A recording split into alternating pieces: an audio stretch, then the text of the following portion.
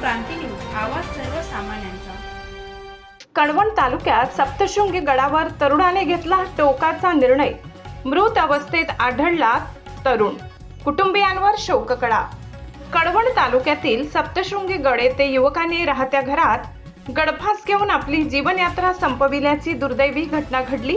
या घटनेने परिसरात हळहळ व्यक्त होत आहे। प्राप्त माहितीनुसार मयत जयेश श्यामलाला कुमावत हा सप्तशृंगी गडावर बांधकाम मजुरी करत होता।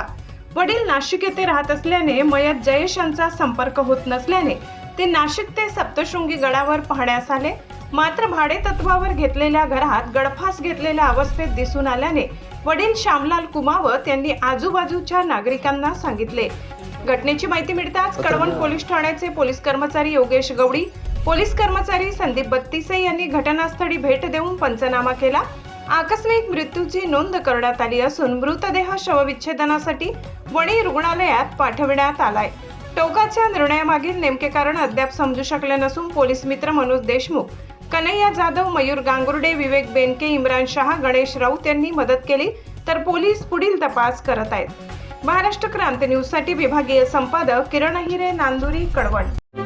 अशाच नवनवीन बातम्या पाहण्यासाठी आमच्या महाराष्ट्र क्रांती न्यूज या YouTube चॅनलला लाईक करा, सबस्क्राईब करा आणि बेल आयकॉनला प्रेस करा।